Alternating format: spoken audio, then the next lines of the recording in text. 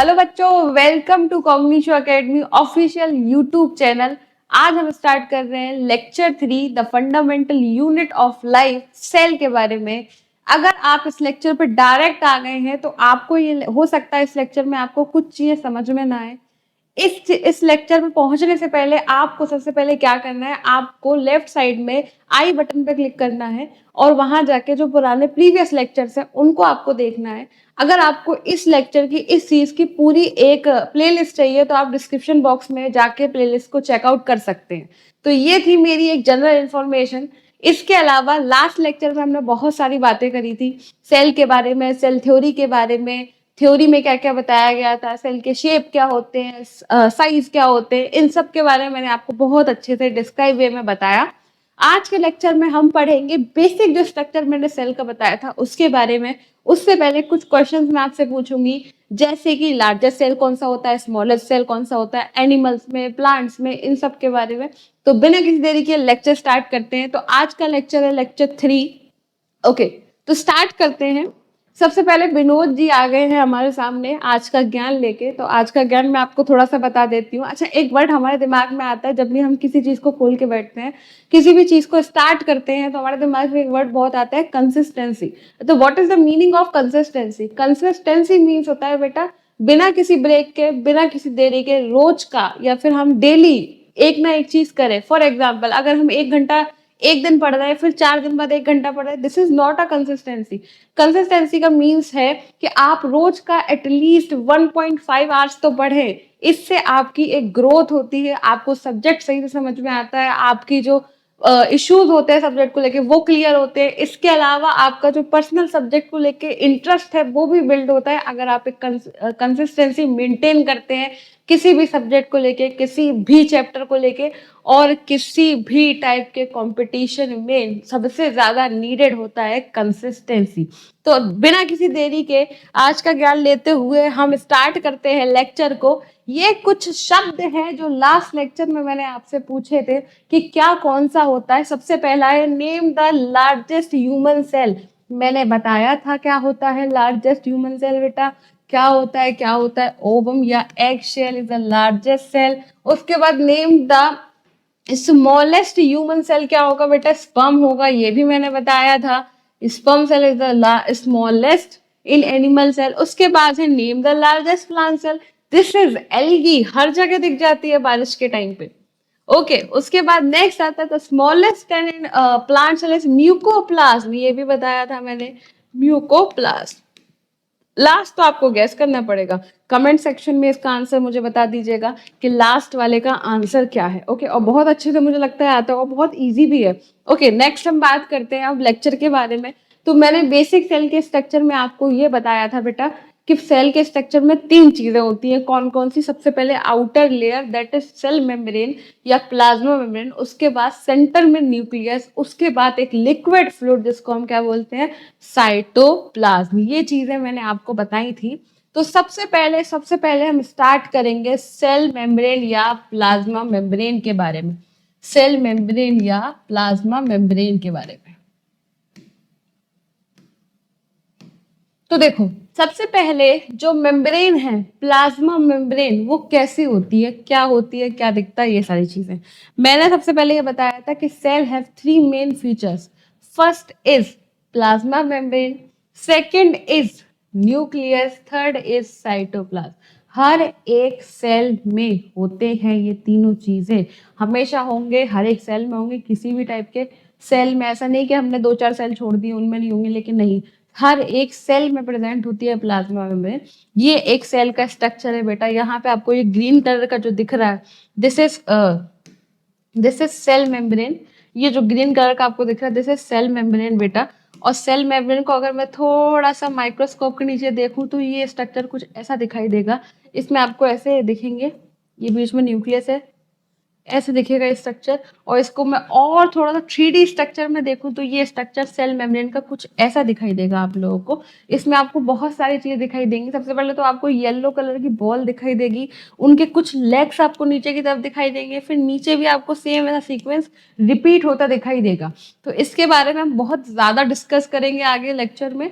तो इसको डिटेल में समझना बहुत जरूरी है, क्योंकि बेसिक जो काम है सेल के, जो वेस्ट प्रोडक्ट को बाहर निकालना है, ऑक्सीजन को लेना है, न्यूट्रिएंट को लेना है, वो सारी चीजें कौन करता है? प्लाज्मा मेम्ब्रेन करती है सेल के लिए। ठीक है, चलो आगे। ओके, सबसे पहले हमारे सेल के बाहर बाउंड्री प्रेजेंट होती है। क्या होती है? बाउंड्री प्रेजेंट होती है। और बाउंड्री जो बनती है बेटा, अगर हम एक नॉर्मल सेल की बात करें तो नॉर्मल सेल में होता है सिर्फ सेल मेम्ब्रेन, लेकिन हम स्पेसिफिकली अगर प्लांट सेल की बात करें तो प्लांट सेल में सेल वॉल भी होती है। तो सेल बाउंड्री बनती है बेटा सेल मेम्ब्रेन और सेल वॉल से, सेल मेम्ब्रेन और सेल वॉल से। इसके अलावा जो लिक्विड है वो क्या है बेटा? साइटोप्लाज्म। साइटोप्लाज्म एक फ्लूइडिस कंटेंट है जिसके अंदर सब सेलुलर स्ट्रक्चर्स क्या करते हैं बेटा? तैरते रहते हैं, और उन स्ट्रक्चर्स को हम क्या बोलते हैं? Cell organ. फिर से सुनो एक बार, जैसे कि समझना ध्यान से। यहाँ पे इस सेल के अंदर मैं छोटे छोटे ऐसे सेल ऑर्गेनल रख दूं, ये छोटे छोटे टाइनी टाइनी स्ट्रक्चर्स मैंने इसके अंदर रख दिए। इन स्ट्रक्चर्स को मैं क्या बोलूंगी बेटा? Cell organelle. क्या बोलूंगी बेटा? Cell organelle. और ये जो लिक्विड है, इस लिक्विड को मैं क्या बोलूंगी? साइटोप्लाज्म। क्या बोलूंगी बेटा? साइटोप्लाज्म। समझ में आई ये चीज? तो सेल मेम्ब्रेन और सेल वॉल क्या बनाती है? Cell boundary. बाकी जो लिक्विड है सेल के अंदर उसको बोलेंगे साइटोप्लाज्म, जो कि एक फ्लूइड कंटेंट है सेल के अंदर। और इस कंटेंट के अंदर बहुत छोटे छोटे टाइनी टाइनी स्ट्रक्चर्स प्रेजेंट होते हैं। उन स्ट्रक्चर्स को हम क्या बोलते हैं? Cell organ. अब समझो, साइटोप्लाज्म में साइटोसोल यानी कि आपके सेल का स्केलेटल स्ट्रक्चर प्रेजेंट होता है। इसके अलावा उसमें सेल ऑर्गेनल प्रेजेंट होते हैं और कुछ प्रेजेंट नहीं होता। अगर कोई तुमसे पूछेगा कि साइटोप्लाज्म में क्या होता है, तो दो चीजें, साइटोसोल एंड सेल ऑर्गेनल। फिर से बोलो, साइटोसोल एंड सेल ऑर्गेनल, बस, इसके अलावा कुछ नहीं। हर एक सेल ऑर्गेनल को बहुत ध्यान से, बहुत स्पेसिफिकली हम पढ़ेंगे, बिल्कुल टेंशन मत लेना इस चीज की। चलो आगे बढ़ते हैं हम। अब हम पढ़ते हैं cell organelles on the basis of, cell organelle are the basis of number of membrane bound, membrane bound. Again the classification is three types. देखो, सेल ऑर्गेनल को ना बेटा उनकी मेम्ब्रेन के अकॉर्डिंग डिवाइड करा गया तीन कैटेगरीज में। कैसे? सबसे पहले वो ऑर्गेनल अलग हो जाएंगे जिनके बाहर मेम्ब्रेन बहुत थिन लेयर में प्रेजेंट होती है, उनको हम कंसिडर करेंगे नो मेम्ब्रेन में। एक वो जिनके पास सिंगल लेयर में मेम्ब्रेन होती है, थोड़ी सी थिक होती है, तो सिंगल लेयर में उसे हम कंसिडर करेंगे, तो होते हैं सिंगल मेम्ब्रेन ऑर्गेनल। एक होते हैं इनमें डबल मेम्ब्रेन होते हैं, इनको बोलते हैं डबल मेम्ब्रेन ऑर्गेनल। ठीक है, देखो लिखा भी हुआ है, बहुत अच्छे से हमें दिख रहा है। No membrane bound structure present होते हैं, single membrane bound structure present होते हैं, और double membrane bound structure present होते हैं। देखो, डबल मेम्ब्रेन बाउंड स्ट्रक्चर यहाँ पे प्रेजेंट हुए। कौन कौन से प्रेजेंट होते हैं बेटा? साइटोसोल के साइटोप्लाज्म के अंदर सबसे पहले होता है नो मेम्ब्रेन बाउंड स्ट्रक्चर, उसके बाद होता है सिंगल मेम्ब्रेन बाउंड स्ट्रक्चर, और लास्ट में होते हैं डबल मेम्ब्रेन बाउंड स्ट्रक्चर। चलो आगे चलते हैं अब हम। देखो, ये एक ब्रीफ है थोड़ा सा सेल के बारे में, उसको हम ध्यान से पढ़ लेते हैं। सबसे पहले सेल जो है तीन कैटेगरीज में अपने आप को डिवाइड करता है। सबसे पहले बाउंड्री, जो दो चीजों से बनी है, प्लांट बनी है सेल वॉल और सेल मेम्ब्रेन से, और एनिमल्स बनी है सिर्फ सेल मेम्ब्रेन से। फिर से बताती हूँ, सेल के अंदर बाउंड्री प्लांट्स में बनी है सेल वॉल की और सेल मेम्ब्रेन की, लेकिन एनिमल में बनी है सिर्फ और सिर्फ सेल मेम्ब्रेन की। उसके बाद बात करते हैं साइटोप्लाज्म की, जो लिक्विड है उस लिक्विड में प्रेजेंट होगा साइटोसोल सेल का स्केलेटन। इसके अलावा सेल ऑर्गेनल, सेल ऑर्गेनल तीन टाइप के होता है बेटा, इनके बारे में डिटेल में पढ़ेंगे। डबल मेम्ब्रेन होते हैं, सिंगल होते हैं, और नो मेम्ब्रेन होते हैं। इसके अलावा लास्ट आता है न्यूक्लियस, जो कि चार कंपोनेंट से मिलकर बना हुआ होता है। न्यूक्लियस में कौन कौन से कंपोनेंट है? सबसे पहला कंपोनेंट होगा इसमें न्यूक्लियस के बाहर प्रेजेंट वाला एनवलप। न्यूक्लियस के बाहर एक एनवलप प्रेजेंट होता है। इसके बाद अंदर होते हैं न्यूक्लियोलस, उसके बाद होता है टाइप ऑफ न्यूक्लियोप्लाज्म, एक लिक्विड सब्सटेंस होता है न्यूक्लियस के अंदर, और इसके अलावा होता है हमारा डीएनए या क्रोमैटिन थ्रेड्स। क्या होता है बेटा? क्रोमैटिन थ्रेड्स प्रेजेंट होते हैं। ठीक है, चलो आगे चलते हैं। इसका स्क्रीनशॉट ले लेना, बहुत अच्छे से इसको बना लेना, बहुत आगे काम आता है। ओके, नेक्स्ट हम बात करते हैं प्लाज्मा मेम्ब्रेन को पढ़ने से पहले हमें ये जरूरी है बेटा कि प्लाज्मा मेम्ब्रेन काम क्या करती है और प्लाज्मा मेम्ब्रेन क्या कर सकती है। तो उसके लिए हमें सॉल्यूशंस को समझना बहुत जरूरी है कि सॉल्यूशंस क्या होते हैं। सॉल्यूशंस, सबने डिफ्यूजन सुना हुआ है, डिफ्यूजन क्या होता है? अच्छा, डिफ्यूजन मैं बता देती हूँ। जब भी कोई चीज हाई कंसंट्रेशन से लो कंसंट्रेशन की तरफ जाती है, जब भी कोई चीज हाई कंसंट्रेशन से लो कंसंट्रेशन की तरफ जाती है, that is diffusion without any membrane. समझना ध्यान से, अगर मैंने कोई परफ्यूम स्प्रे करी है इन दैट कॉर्नर, तो ये जो परफ्यूम के पार्टिकल्स है वो सारे दूसरे कॉर्नर तक पहुंच जाएंगे। This is called diffusion. यहाँ पे परफ्यूम के जो पार्टिकल्स हैं वो ज्यादा हैं, वो यहाँ से कंसंट्रेट होके सारा का सारा हाई कंसंट्रेशन करके यहाँ से ट्रेवल करके सीधा दूसरे कॉर्नर पहुंच जाएंगे। This is a movement of particle और this is called diffusion. Diffusion में क्या होता है, कोई भी चीज हाई कंसंट्रेशन से लो कंसंट्रेशन की तरफ मूव करती है। ठीक है, उसके बाद यहाँ पर देखो सॉल्यूशंस के तीन type. First is isotonic, second is hypotonic and third is hypertonic. अच्छा, आइसोटोनिक एक आइडियल सिचुएशन है बेटा। इसमें सेल के बाहर जो वाटर है और सेल के अंदर जो वाटर है वो इक्वल होता है। मतलब जितना सेल के अंदर वाटर जा रहा है उतना ही सेल से बाहर आ रहा है। ऐसा तो नहीं कहीं भी अनइक्वल है। तो हमारी पूरी बॉडी ये चाहती है कि उसके सेल का कंसंट्रेशन आइसोटोनिक सॉल्यूशन हमेशा रहे। दिक्कत कब होती है, जब सॉल्यूशन हाइपोटोनिक हो जाए और हाइपरटोनिक हो जाए। जैसे कि ज्यादा अमाउंट में पानी सेल के अंदर जा रहा है तो इसको बोलेंगे हाइपोटोनिक सॉल्यूशन। यही अगर हम दूसरा देखें तो ज्यादा अमाउंट में जब वाटर सेल से बाहर आ रहा है तो इसको हम बोलेंगे हाइपरटोनिक सॉल्यूशन। देखो सीधी बात है, जब हाई कंसंट्रेशन होता है वाटर का सेल के अंदर तो इस और एटमॉस्फेयर या फिर इन्वायरमेंट में सोल्यूशन वाटर का जो कंसंट्रेशन है वो कम है, तो इसका मतलब हुआ वो सॉल्यूशन कैसा हुआ, हाइपोटोनिक हुआ। यही अगर हम हाइपरटोनिक देखें तो इसका मतलब क्या है, वाटर का कंसंट्रेशन सेल के अंदर कम है लेकिन उसके आसपास के एनवायरनमेंट में बहुत ज्यादा है, तो वो क्या हुआ, हाइपरटोनिक कंडीशन। तो इन तीनों कंडीशन में से बेस्ट और आइडियल कंडीशन होती है आइसोटोनिक कंडीशन और आइसोटोनिक सॉल्यूशन। चल नेक्स्ट हम बात करते हैं कि कैसे मूवमेंट होता है पार्टिकल्स का मेम्ब्रेन के थ्रू। तो दो चीजों से, दो सिचुएशन से पार्टिकल का मूवमेंट होता है। First is diffusion, second is osmosis. Diffusion क्या करती है बेटा, डिफ्यूजन मैंने क्या बताया, कोई भी चीज है, समझना यहाँ पे किसी भी चीज का हाई कंसंट्रेशन है और यहाँ पे लो कंसंट्रेशन है, ठीक है, और यहाँ पे बिल्कुल थोड़ा थोड़ा कंसंट्रेशन, तो यहां से चीजें मूव करती हुई यहां चली जाएंगी और इस सिचुएशन को हम बोलते हैं डिफ्यूजन। इसको हम बोलते हैं डिफ्यूजन। ऑस्मोसिस में कुछ सेम ऐसा ही है, उसमें भी चीजें हाई कंसंट्रेशन से लो कंसंट्रेशन की तरफ मूव करती हैं, इसको हम बोलते हैं ऑस्मोसिस। फर्क सिर्फ इतना है कि जब हम गैसेस को एक्सचेंज करेंगे, गैसेस का ट्रांसपोर्ट करेंगे तो हम डिफ्यूजन के थ्रू करेंगे, जब भी हम वाटर का लिक्विड का ट्रांसपोर्ट करेंगे तो हम ऑस्मोसिस के थ्रू करेंगे। ठीक है, ये दो चीजें आपको याद रखनी है। डिफ्यूजन गैसेस का करता है और ऑस्मोसिस लिक्विड का करता है। और ऑस्मोसिस में क्या होता है, ऑस्मोसिस में एक मेम्ब्रेन भी पार्टिसिपेट करती है। जैसे कि हमारे सेल के बाहर क्या है, मेम्ब्रेन है, प्लाज्मा मेम्ब्रेन, तो ऑस्मोसिस होगी ज्यादा से ज्यादा, क्योंकि ऑस्मोसिस में मेम्ब्रेन इंक्लूड होती है। और जब भी वाटर का ट्रांसपोर्ट होगा, जब भी किसी भी टाइप के लिक्विड सब्सटेंस का ट्रांसपोर्ट होगा तो ऑस्मोसिस होगा, और जब भी गैसेस का ट्रांसपोर्ट होगा तो डिफ्यूजन होगा। ओके, चलो आगे चलते हैं। ये जो स्ट्रक्चर आप देख रहे हो बेटा, ये जो स्ट्रक्चर है, ये स्ट्रक्चर है प्लाज्मा मेम्ब्रेन का। किसका स्ट्रक्चर है बेटा, ये प्लाज्मा मेम्ब्रेन का। ठीक है, प्लाज्मा मेम्ब्रेन का स्ट्रक्चर है बेटा। मैंने कुछ नहीं करा, ये एक सेल है, इस सेल के बाहर एक प्लाज्मा मेम्ब्रेन की लेयर प्रेजेंट है। इस लेयर को मैंने ऐसा कट करके, इतना पार्ट कट करके मैं आपको यहाँ पे दिखा रही हूँ, तो ये कुछ ऐसा दिखाई देगा।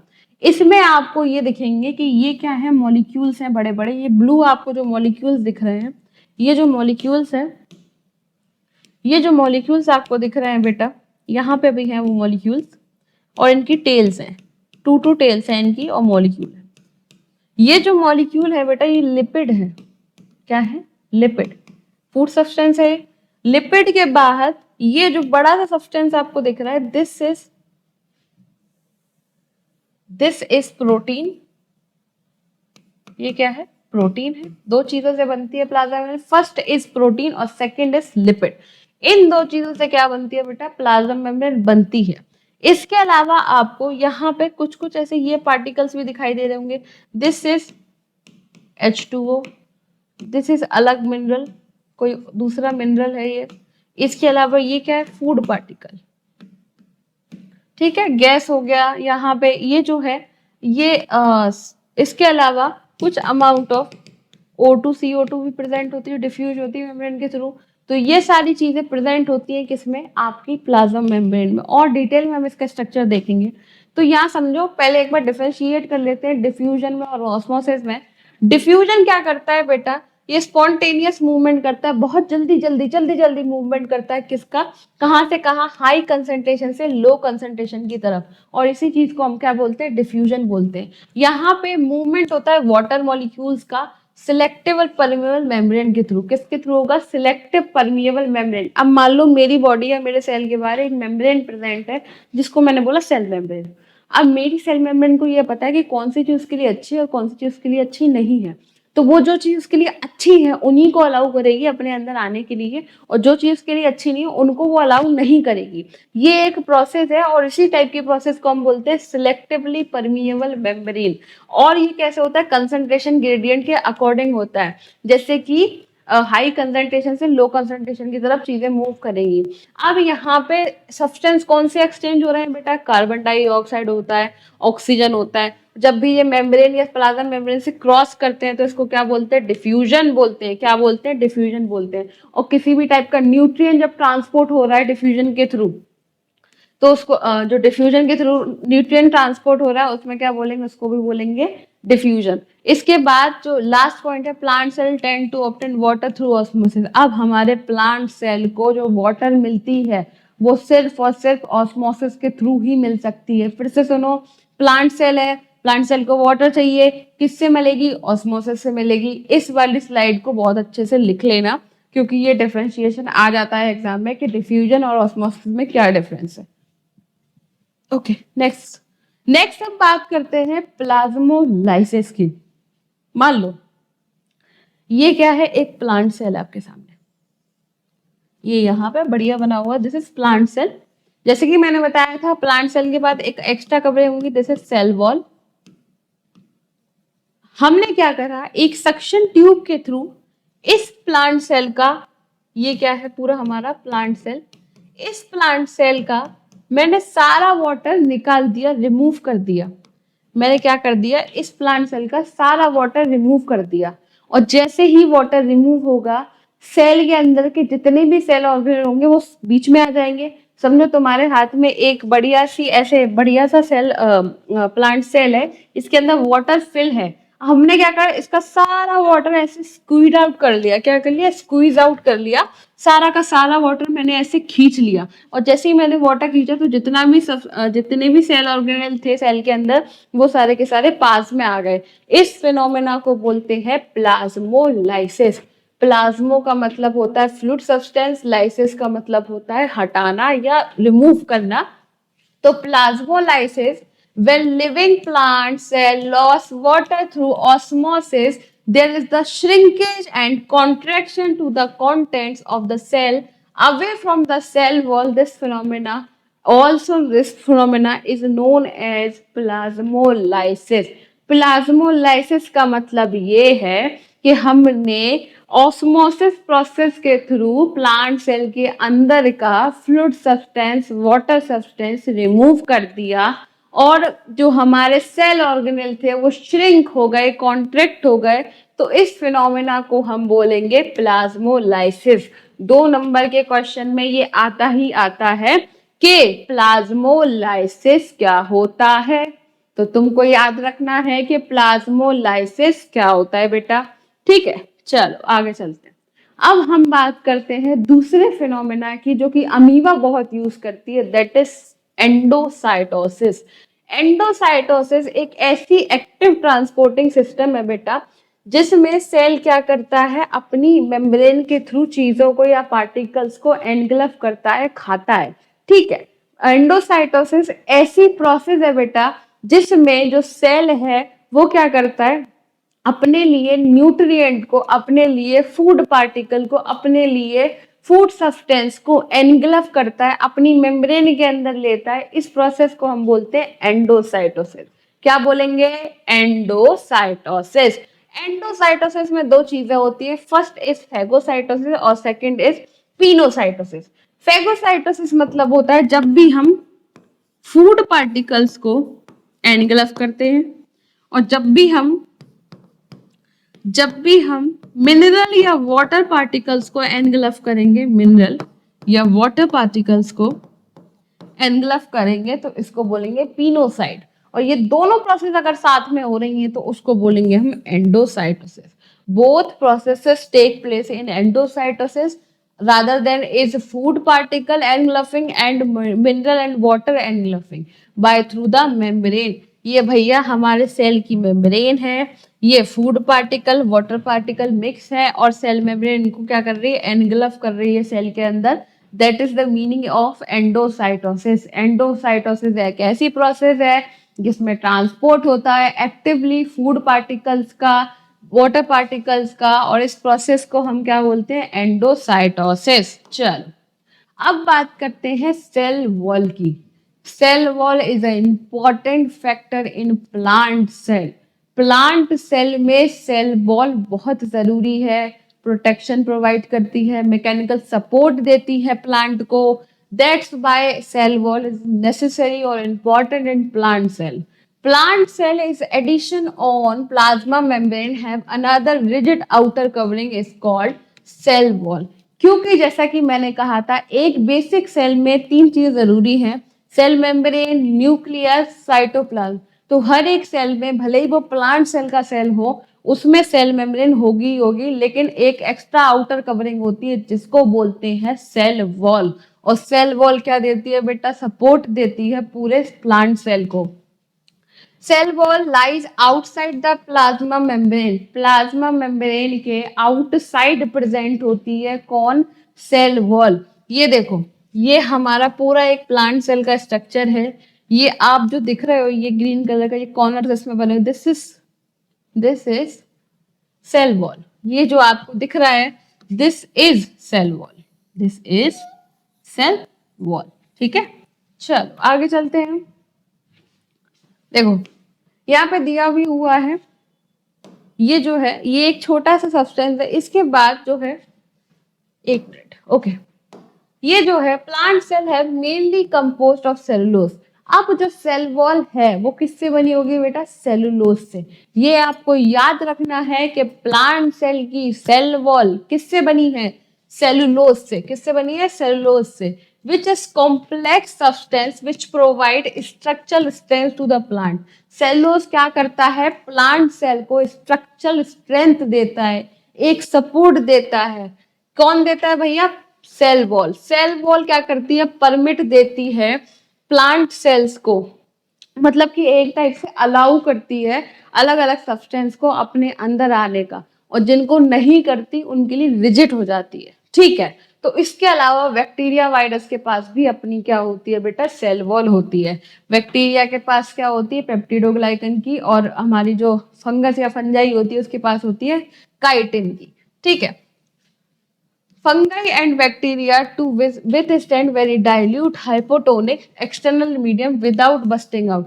अब हमारी, क्योंकि हमारी जो सेल वॉल है वो रिजिड है, प्लांट सेल की जो सेल वॉल है वो रिजिड है, वैसे ही फंगस और बैक्टीरिया की जो सेल वॉल होगी वो कैसी होगी, रिजिड होगी, टाइट होगी, जिससे वो किसी भी वाटर या फिर डाइल्यूट एनवायरनमेंट में भी बहुत आराम से वो लोग सरवाइव कर सकते हैं। उनकी बॉडी बस्ट आउट नहीं होगी, क्योंकि उनकी बॉडी के बाहर एक मेम्ब्रेन लगी है, एक बॉल लगी है, जिस जो बॉल क्या करती है, प्रोटेक्शन देती है, उनको बस्ट आउट होने से बचाती है। चलो आगे चलते हैं।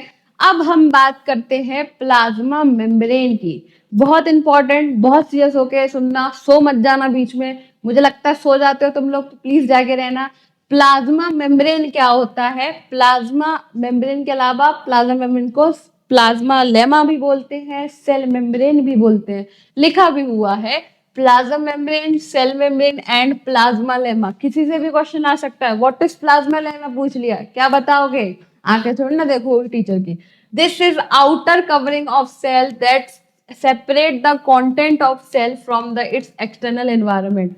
हमारे सेल के बाहर एक्सटर्नल कवरिंग जो क्या कर रही है, आउटर एनवायरनमेंट से सेल के जो इनर इनर सब्सटेंस है उनको अलग अलग कर रही है। कौन कर रही है? Plasma membrane. प्लाज्मा मेम्ब्रेन ये हमारा एक सेल है, सेल का इतना पार्ट मैंने कट करा और ये मैं आपको स्ट्रक्चर के थ्रू दिखा रही हूँ। ये स्ट्रक्चर कुछ ऐसा होता है। इस स्ट्रक्चर में दो इंपॉर्टेंट चीजें मैंने आपको बताई थी। एक तो वो जिसको हम बोलते हैं लिपिड, दूसरा वो जिसको हम बोलते हैं प्रोटीन। क्या बोलते हैं? प्रोटीन। प्रोटीन, ठीक है, दो चीजें होंगी। इसके अलावा कुछ और भी चीजें होती है, जैसे ग्लाइकोप्रोटीन्स होते हैं, ग्लाइकोलिपिड्स भी होते हैं। लेकिन टू मेजर चीजें जो तुमको याद रखनी है तुम्हारी 9th क्लास के लिए, क्या? प्लाज्मा मेम्ब्रेन में दो चीजें लिपिड और प्रोटीन दोनों से बनी है। अब क्योंकि यहाँ पे लिपिड की दो दिख रही है, देखो एक ऊपर एक नीचे, तो लिपिड को हम ऐसे बोल सकते हैं lipid is a bilayer.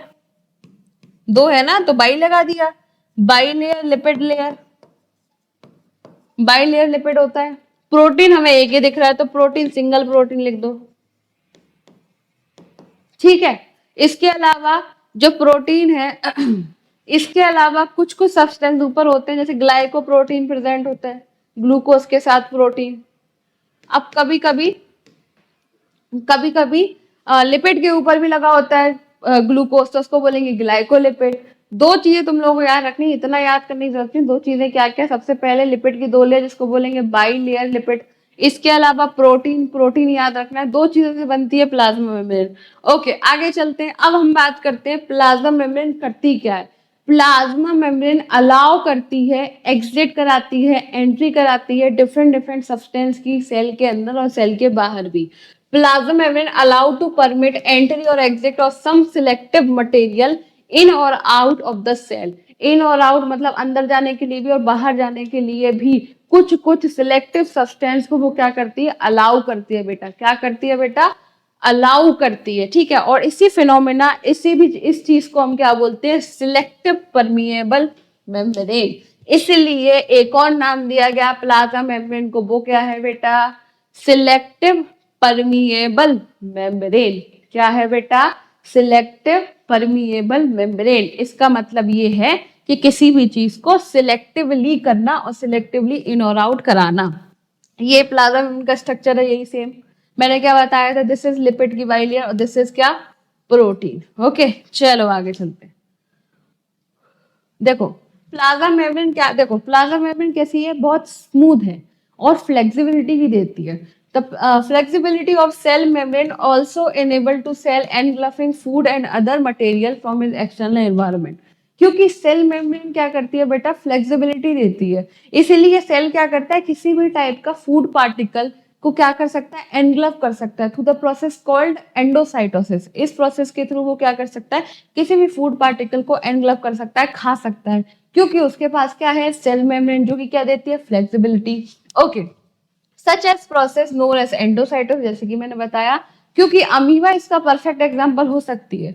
Amoeba acquires it food through the such process. Amoeba क्या करती है? एंडोसाइटोसिस के थ्रू अपना खाना पाती है। ये देख लो भैया, इस स्ट्रक्चर में दिख रहा है कौन कौन से। ये है प्लाज्मा मेम्ब्रेन का लेयर है, ये दोनों में प्लाज्मा मेम्ब्रेन है। ये क्या है? हमारा पार्टिकल्स होंगे, कुछ ना कुछ फूड पार्टिकल्स या फिर वाटर पार्टिकल। इन सब में ये कैसे हो जाएंगे? एनग्लफ हो जाएंगे, किससे? प्लाज्मा मेम्ब्रेन के थ्रू सेल के अंदर चले जाएंगे, वेसिकल्स के अंदर। ये वेसिकल्स है बेटा, गाड़ियां हैं जो इनको पिकअप करने आती है, जो कि अंदर कहाँ ले जाती है? इनको सेल ऑर्गन के पास ले जाती है, इसको वो यूज कर सके और फर्दर कुछ बना सके, ठीक है।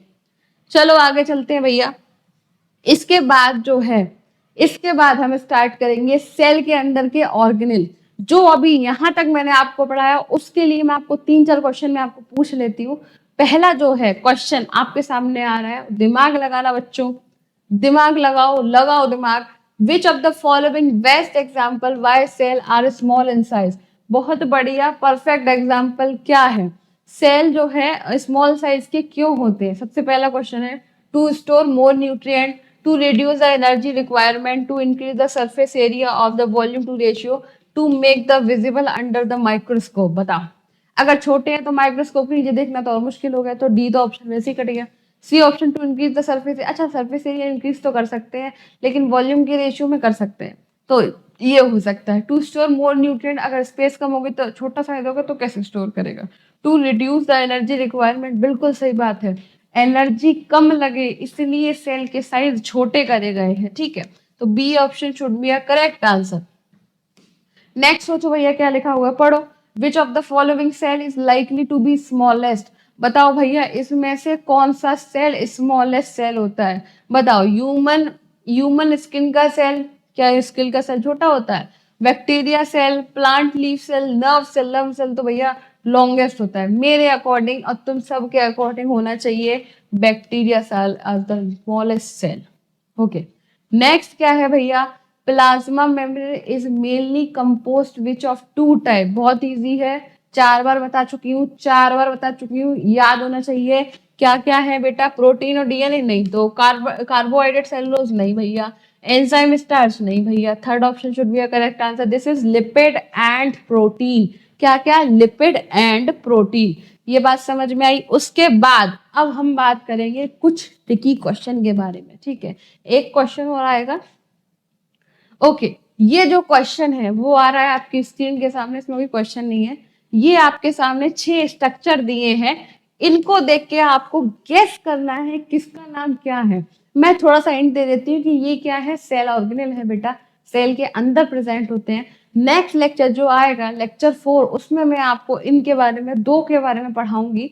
सबसे पहले हम बात करेंगे कुछ स्पेसिफिक चीज, बेसिक को क्लियर करेंगे पहले सेल का, जो प्लाज्मा में हो चुका है, न्यूक्लियस और साइटोप्लाज्म रह गया, उनको क्लियर करने के बाद इन पे आएंगे हम।